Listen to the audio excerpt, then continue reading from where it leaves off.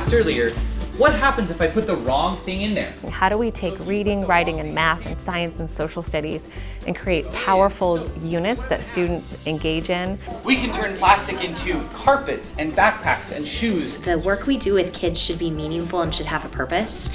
And so getting kids to understand that even at their age, elementary school, they can still have an impact. So at Ella Baker Elementary, we believe in empowering changemakers who know themselves, know how to collaborate with others, and how they can make an impact on the world. And that dirt can get turned back into new soil to help grow new food. So we wrote this grant in order to support our mission. And then focus on teaching the younger levels. The grant is focused around supporting teachers on creating project-based units for students. We really want to involve our students in projects that are really meaningful to them. Everybody needs the creativity, everyone needs to be an innovator. Project-based learning is a great strategy to motivate and engage all learners in real meaningful work.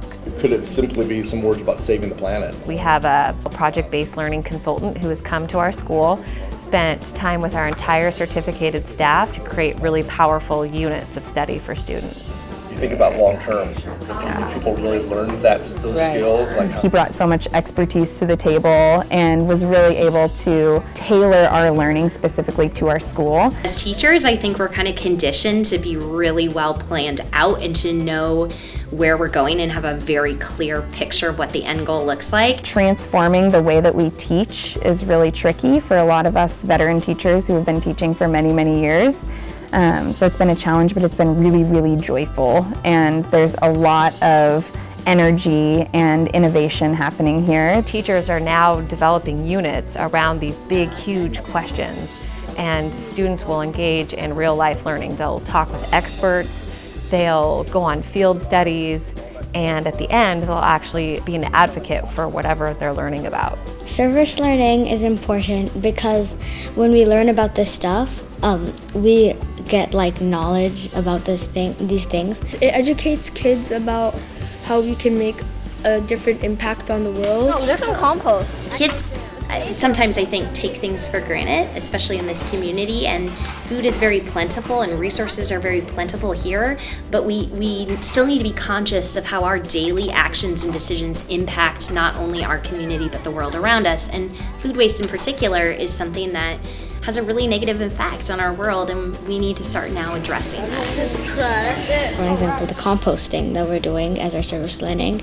that is making the world much better because things that people are just going to throw in the trash, it's getting put into compost and it's going to make something that we can reuse over and over again. So each grade level has different projects. However, what we're trying to do is do some things K-5. So with our garden, there'll be some aspects for our kindergarten students to learn from. There'll also be first grade, second grade, all the way up to fourth and fifth. Our fifth graders are working on composting, so the soil that they create here at Ella Baker will go into our garden.